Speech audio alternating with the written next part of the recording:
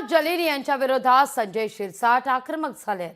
संजय शिरसाटांवर घोटाळ्याचे आरोप केल्यानं ते संतापले आहेत। जलील यांच्या घरावर चिखल फेकण्याचा इशारा देण्यात येतोय। इम्तियाज जलील यांच्या निवासस्थानाबाहेर यानंतर तगडा बंदोबस्त आहे। इम्तियाज जलील यांच्याशी या सगळ्या संदर्भात संवाद साधलाय आपले प्रतिनिधी सचिन बडे यांनी। एमआयएम पक्षाचे प्रदेशाध्यक्ष इम्तियाज जलील आणि संजय शिरसाट यांचा वाद आता टोकाला पोहोचलेला आहे। एवढंच काय तर जलील यांच्या घरावर शेणफेक किंवा चिखलफेक करण्याचा इशारा देखील दिलेला आहे। काय सांगाल, तुम्ही मोठ्या संख्येमध्ये कार्यकर्ते एकत्रित जमलेला आहात, एक इशारा देखील देण्यात आला आहे तुमच्या निवासस्थानावर चिखलफेक करण्याचा।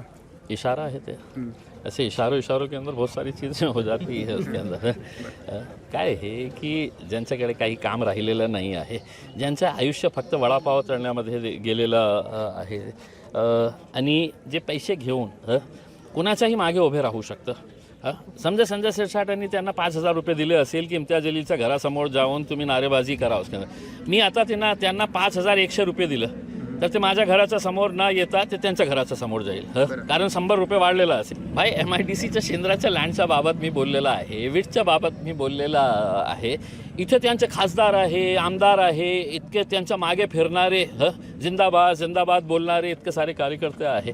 त्यांना असं वाटलं नाही की नाही आपण इम्तियाज जलीलचा विरोध करायचा, कारण त्यांना माहीत आहे की इम्तियाज जलील जेव्हा जेव्हा बोलतो तर ते फक्त डॉक्युमेंट्सच्या आधारावर बोलतो।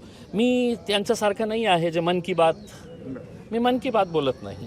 कशा गोरगरिबांच्या घरांचा पैसा त्यांनी स्वतः लाटलेले आहे हे सगळं काढणार आहे मी। पोलीस बंदोबस्त सुद्धा इम्तियाज जलील यांच्या घरासमोर तैनात करण्यात आलेला आहे। सचिन बडे, लोकशाही मराठी, छत्रपती संभाजीनगर। लोकशाही मराठी, ऐका, पहा, जागरूक रहा।